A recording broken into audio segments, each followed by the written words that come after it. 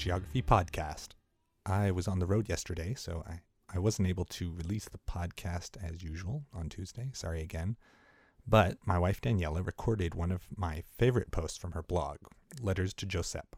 She goes through a list of the most popular anti-Jewish conspiracy theories and debunks them with her usual blend of good information in a light and funny style. In case you've never seen the blog, check it out at letterstojosep, JOSEP.com. And, just so you don't get confused, the posts are written in the form of letters to a Catholic friend of hers in Barcelona who is a real person. Now, on with the show. So, there I was, innocently Googling around, trying to find an accurate English translation of a lovely pearl attributed to King Fernando. Limonada que trasiego, judía que pulverizo. That's roughly, for every lemonade I drink, I will crush a Jew. I mean, I had the basic idea, but the sentence structure is unnatural to English, and I wanted to be sure I understood. Finally, I managed to find a site that gave a decent translation. I'm not linking to it here, and here's why. It was a blog in English, written by a European Muslim, containing information about how the Jewish lobby in Spain controls the media, and Israel is the root of all evil, and there is a Jewish scholar who confirms that blood libels were actually true. So, today, I'm going to offer up a counter to the crazy on my little corner of the internet by discussing some anti-Semitic stereotypes and myths and debunking them. Myth number 1. The blood libel. Right, so this myth is the most infamous of them all. The claim is that Jews sometimes kidnap non-Jewish children, kill them, and use their blood to bake matzah, the special bread of Passover. Now, anybody who knows anything about Jews or Judaism knows that this is an utterly preposterous accusation. Setting aside the shocking reprehensibility of such a thing, and the fact that kidnapping and killing a child of any origin is strictly prohibited by the Torah, there are another 2 simple technical reasons why the claim holds no water. First of all, no part of a human, or anything produced by the human body, is kosher, except mother's milk, and then there are mixed opinions about whether adults may drink that. Even more so, blood is specifically prohibited, even from kosher animals.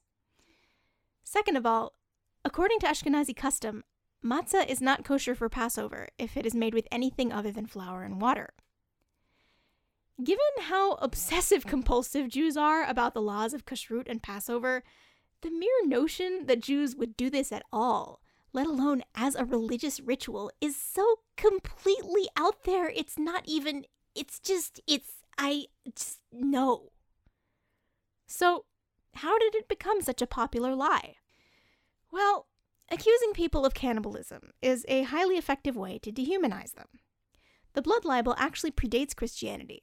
Appian, a Greek historian in Alexandria from the 1st century, describes the priests at the temple cooking and eating Greeks as part of the religious ritual.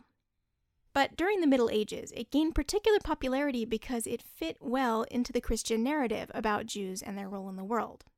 The narrative, as you know, is that Jews were supposed to be God's chosen people, but we screwed up when we rejected Jesus, so God rejected us and scattered us throughout the diaspora as a symbol of what happens to people who do not accept Jesus.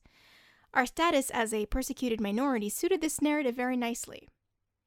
Furthermore, think about the idea of communion. According to Catholic tradition, the unleavened bread, which is rather similar to matzah, and the wine not only symbolize the flesh and blood of Jesus, but actually become his flesh and blood, and consuming it is part of an important weekly ritual in your faith. Accusing Jews of desecrating the host and otherwise sabotaging proper Christian observances were very common, so you could see how the blood libel would fit into all that. These days, the blood libel has shifted from Christian lands to Muslim lands. Fanning the flames of Jew hatred is not particularly difficult, and anti-Semitic Muslims gladly adopt the classic Christian tropes that confirm what they want to believe about Jews. A video was recently circulated showing Sheikh Khaled al-Mughrabi, a religious leader at Al-Aqsa Mosque on the payroll of the Waqf, giving a sermon that comprised an impressively comprehensive list of anti-Semitic tropes, both ancient and modern. One of the things he says is, on the holiday of Passover, it is forbidden for them to eat regular bread. These matzahs were not kneaded in the regular way, but rather with the blood of children. In the end, it reached a point where they were burned in Germany because of these things, because they kidnapped young children. Now, I'm going to repeat this again in case someone missed it. The blood libel is an outrageous and ridiculous lie, easily debunked by learning the first thing about Jews and Judaism. Unfortunately, most anti-Semites don't bother to do so. Anti-Semitic? But Arabs are Semites too. Yes, Arabs are Semites too. Antisemitism is a fairly inane term for what was previously referred to as Judenhass, Jew hatred. It was first used in the 19th century, when Western European thinkers began to speak of Semitic races as being inferior from Aryan races. These people were talking specifically about Jews, not Arabs. So antisemitism became the accepted term to describe hatred of Jews, possibly because it sounded more sterile, more scientific than Jew hatred. I know that some people, for example, that Catalan former politician you admire, Pilar Rahola, prefer Judeophobia. The problem with Judeophobia is that it implies that what we are talking about is fear of Jews, not hatred of Jews. Islamophobia, which has become the accepted term for hatred of Muslims, has the same problem. Some prefer anti-Judaism, but that implies a hatred of Judaism as a religion, as opposed to Jews as people. So, I stick with antisemitism for lack of a more accurate term that is widely recognized. Unfortunately, the Arabs are Semites too argument is often used to distract from the very real problem of Arab antisemitism, as if the semantics mean that Arabs can't actually hate Jews. The numbers show otherwise. According to the recent ADL Global Survey on Antisemitism, 49% of Muslims worldwide harbor anti-Semitic attitudes. In the Middle East and North Africa, that number rises to 75%. The prevalence of antisemitism in Arab lands is substantially higher than anywhere else in the world. So, attempting to redefine antisemitism as hatred of Jews and Arabs is not constructive and possibly harmful because it takes away the power of that one universally recognized term for hatred of Jews. When we don't have a specific name for something, it is much harder to fight it. While racism, antisemitism, and Islamophobia are all types of bigotry that stem from the same dark places of fear of the other in the human psyche, they are also distinct and have different causes and characteristics and should not be lumped together. And now, back to you Christians. Myth number 2. The Jews killed Jesus. No, that would be the Romans. Well, there are some ways of interpreting some passages from the Gospels in a way that would make you think we were responsible. This was used to justify a lot of violence against us in the past. In 1965, the Catholic Church released a declaration, Nostra Aetate, which states the following: True, the Jewish authorities and those who followed their lead pressed for the death of Christ. Still, what happened in his passion cannot be charged against all the Jews without distinction, then alive, nor against the Jews of today. The Jews should not be presented as rejected or accursed by God, as if this followed from the Holy Scriptures. Myth number 3. The Jews control the banks and the governments. No. Listen.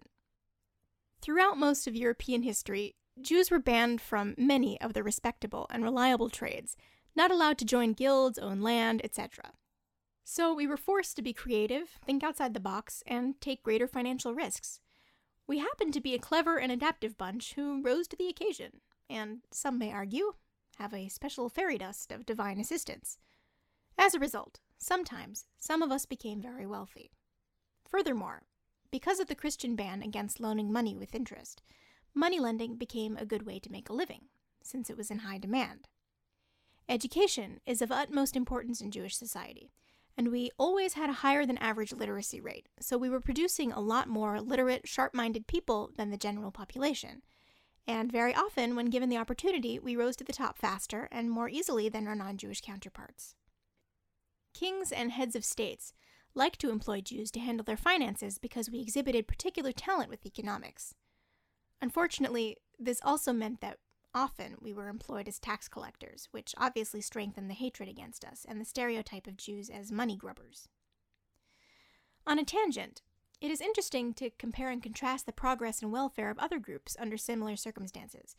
For example, the Roma people, known also as the Romani people, or Gypsies, were also a persecuted minority in Europe who faced many of the same challenges that we did.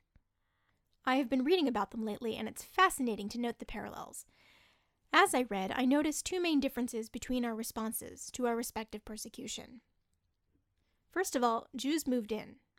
Roma stayed out. Through much of history, the Roma people tended to prefer to keep to themselves, living in the outskirts of cities or in the open country. Jews, on the other hand, clustered around cities whenever they could, and when given the opportunity, often dove right in to try and have a positive influence on their host societies. Second of all, Jews preferred to remember. Roma preferred to forget. We Jews carry our history around with us like a great weight on our shoulders. We cling to it because, for us, it defines who we are and helps us remember our purpose and goals in the world. As a general rule, this is not true of the Roma. They prefer to shed the weight of the past and live in the present. The study of the history of the Roma and campaigns to cultivate and preserve Roma culture are relatively recent phenomena. They suffered greatly throughout the 1,000 years or so of their presence in Europe, from persecution to massacres to slavery. But according to what I read, if you ask a Roma about the history of his people, he's most likely to shrug and say he doesn't know. Contrast this to the Jewish tradition of holding a Passover Seder every year. This clinging to our past deepened our roots, our identity, and our passion. I think both of the above preferences worked in our favor, in contrast to the Roma. Myth number 4. The Jews are secretly plotting world domination. So, if you look at world history and the influence of the Jews on the events and culture of humanity, I can see how you might think something fishy is going on here. Jews make up a fraction of 1% of the world population, and yet our presence is strongly felt in all positions of influence, especially the sciences, medicine, and entertainment, completely out of proportion to our objective numbers. Ashkenazi Jews make up 2.2% of the USA population, but they represent 30% of faculty at elite colleges, 21% of Ivy League students, 25% of the Turing Award winners, 23% of the wealthiest Americans, and 38% of the Oscar-winning film directors. 22% of Nobel Prize winners have been Jewish. How does that make sense? Basically, there are 3 possible explanations. 1, we are a particularly gifted group of people. Cambridge University published a study that found that Ashkenazi Jews have an average IQ that is 20% higher than the global average. So this is a fairly solid theory. You might explain this in a variety of ways. Our strong emphasis on education, for example, and building a culture in which smarter people were more likely to have lots of children, as opposed to medieval Christian society, where all the gifted people went off to become priests, monks, and nuns.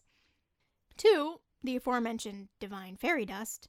Or 3, it's a conspiracy! Well, you'd think if we were running the world, we'd be a little better at getting people to like us, no?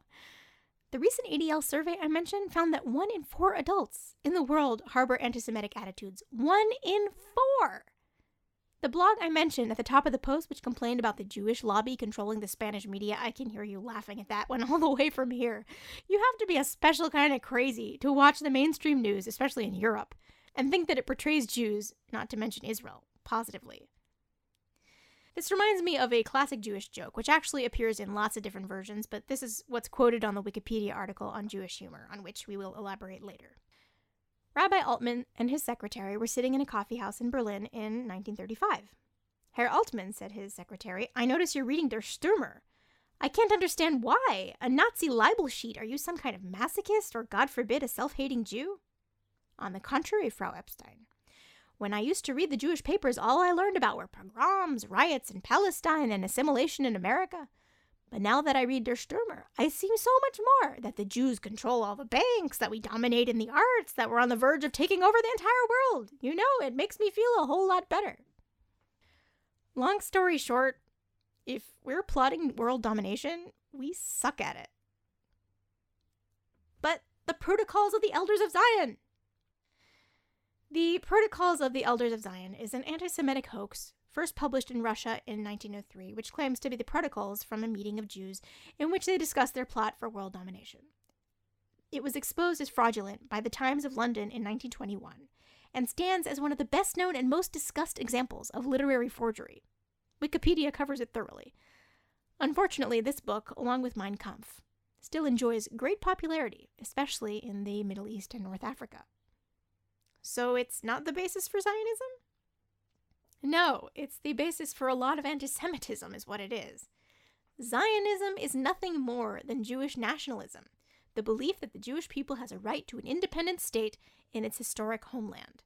Those who claim it to be anything else, racism, an ideology involving the oppression of others, part of an overall Jewish plot to dominate the world, are merely subscribing to the old anti-Semitic tropes. The Jews are a nation and have as much a right to nationalism as the French, the Argentinians, the Japanese, and the Catalans. As you know very well, modern anti-Semites have found that they can get away with a lot of the same things if they simply switch the word Jew to Zionist. But we can't get too far into the connection between anti-Semitism and criticism of Israel because we'll be here all day. So, back to the Jews and the media. Myth number 5, Jews control the media. No, we don't. However, we do have a disproportionately high presence in Hollywood and the entertainment industry. Jews practically invented the entertainment industry in the USA. Why is this? Well, it is known that a lot of the best art is produced from a deep place of struggle and suffering, and if that's the case, the Jews had a lot of material to work with. More than that, I've always said that dark humor is the number 2 Jewish coping mechanism, right after kvetching. That's Yiddish for complaining. We practically invented stand-up comedy because we're funny. Making light of tough situations is our specialty. We've been at it for at least 2,000 years. The Talmud itself has lots of jokes. Jewish humor is defined in Wikipedia thus: the long tradition of humor in Judaism, dating back to the Torah and the Midrash from the ancient Middle East, but generally refers to the more recent stream of verbal and often anecdotal humor originating in Eastern Europe and which took root in the United States over the last 100 years, including in secular Jewish culture.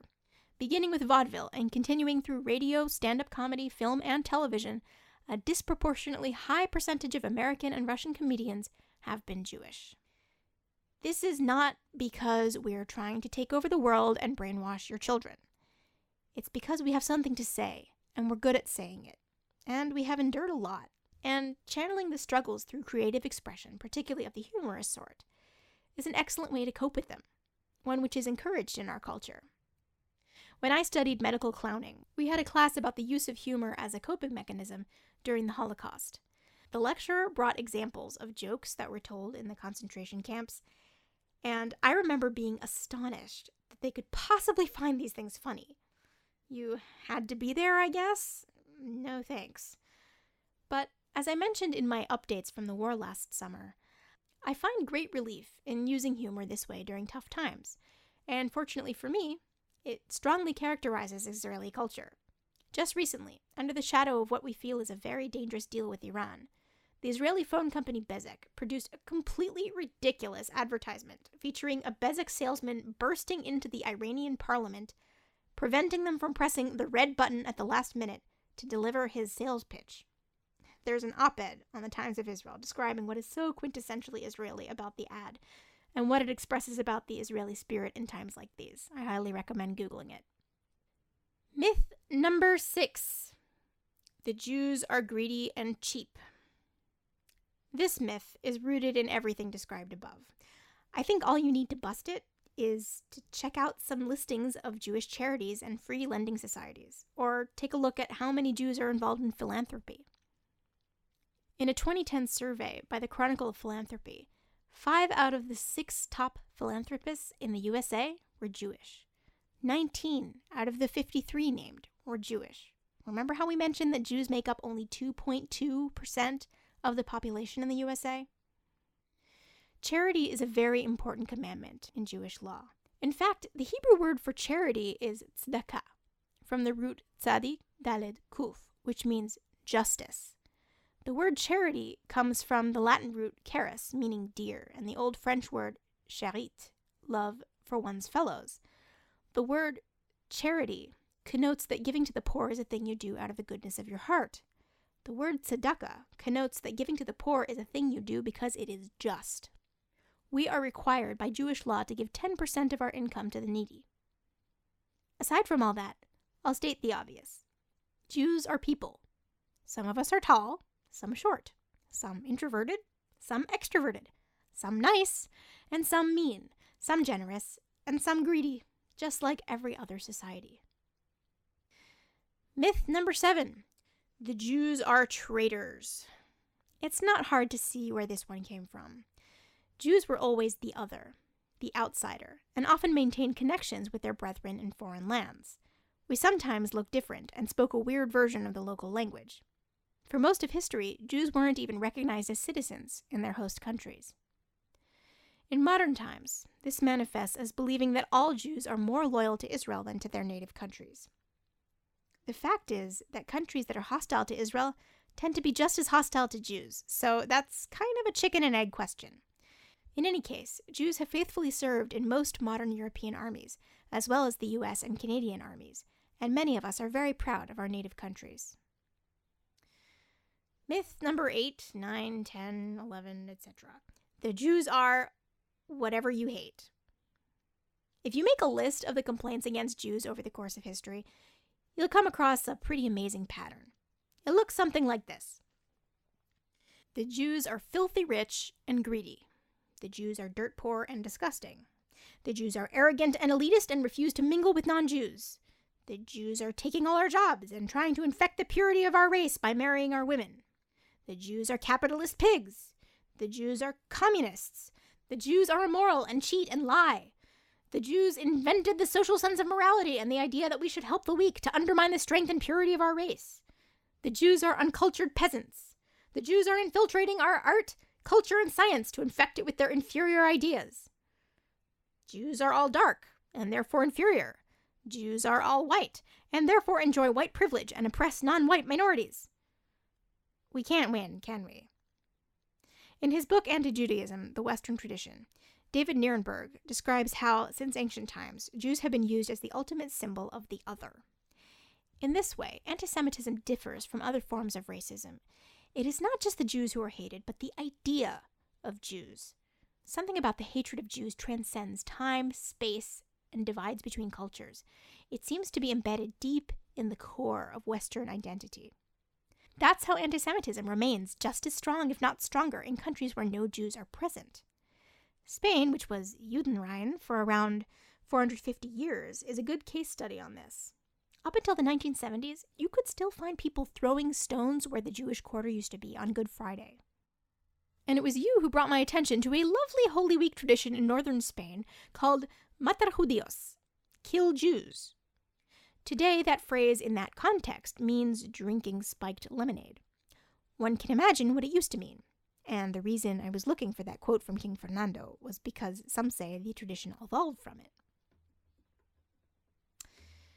Myth number, I don't even remember what number I'm on. Jews have big noses. Apparently, this stereotype developed through Christian depiction of Jews in art throughout the Middle Ages. It shouldn't surprise anybody that we were depicted as classical villains, and it is common for villains to be portrayed as ugly and with exaggerated features. You can find an article about the evolution of the Jewish nose trope on the original post on letterstojosep.com. While we're here and talking about distinctly Jewish features, as mentioned above, the European stereotype was that Jews were dark, often with curly dark hair, brown eyes, maybe dark skin, as opposed to the fair, blue-eyed child with typical Aryan features, whose picture is on the original post of the blog. Oh, wait, no, that's me. Bottom line, Jews come in all sizes, shapes, and colors. Next myth. The Jews are super awesome, except when they're not. So, in contrast to all this ickiness from Europe, you have bizarre phenomena like the popularity of the Talmud, or more accurately, a sort of distorted, abridged, reworked version of it that resembles Aesop's fables more than the actual Talmud, in South Korea. In East Asia, you are much more likely to find people who have positive stereotypes of Jews. Basically, that we are all geniuses. We recently had a friend over for Shabbat who has lived and spent a lot of time in East Asia. And he told us about some guy who said that when he was a child, the doctors were very impressed with his intelligence and said that he has the brain of a Jew. But this is still harmful because it is very easy to cross the bridge between the Jews are all geniuses to the Jews are geniuses and they won't share their wealth with us. The same South Korea that is obsessed with the Talmud came off very badly on that ADL survey on antisemitism. 53% of South Korean adults harbor anti-Semitic attitudes. Ouch. Stereotyping is harmful, no matter how positive. In summary, people are idiots.